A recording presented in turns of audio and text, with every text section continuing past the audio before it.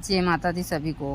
हर हर महादेव। जैसा मैं हमेशा बताती हूँ कि 10 महाविद्या में तीसरा दिन होता है माता छिन्नमस्ता का। और माता छिन्नमस्ता भक्त को बहुत जल्दी आशीर्वाद देती है और साधना में सफलता प्राप्त करवाती है। तो रात्रि के समय ज़्यादा नहीं तो आप 11 माला जाप जरूर कीजिए और उसका 108 बार हवन कीजिए। ऐसे तो मैं हमेशा बताती हूँ कि आप आसन शुद्धि, दूसरा अचमनी, हस्त प्रचलम, यह सारी चीज़ें कर कर ध्यान वगैरह कर कर ही आप जाप पर बैठे, साफ़ सुथरे कपड़े पहने और अच्छे विचार मन में रखें, ना कि हम गलत कार्य के लिए साधनाएं करें। मैं हमेशा इन चीज़ों के बारे में बताती रहती हूँ। देखिए, साधना का क्षेत्र ऐसा नहीं है। मैं हमेशा बताती हूँ कि साधना का क्षेत्र हमेशा दो धारी तलवार है। आप इसके ऊपर घायल तो ज़रूर होंगे, लेकिन घायल होने के बाद भी यदि आप इस रास्ते पर चलते रहे तो आप जीवन में कभी हार नहीं मानेंगे। और इस रास्ते पर चलते समय बहुत सारी दिक्कतें आएगी। कभी कभी आपको अपने जान पर भी बनाएगी और कभी कभी साधक को अपनी जान को भी खोना पड़ सकता है।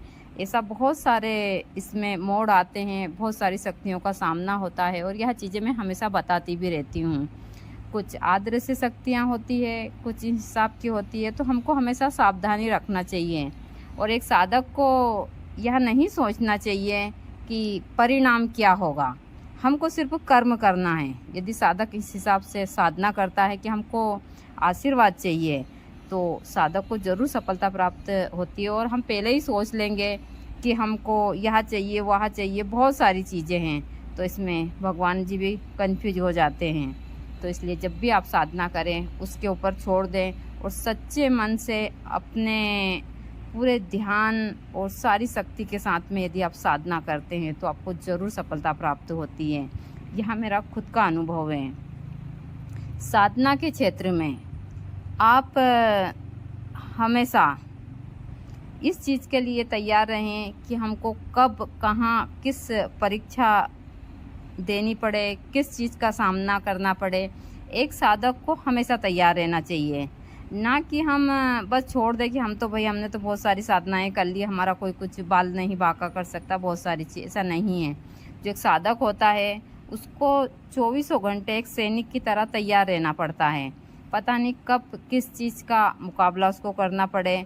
और साधक की ज़िंदगी मैं हमेशा बोलती हूँ कि कोई आसान नहीं होती है।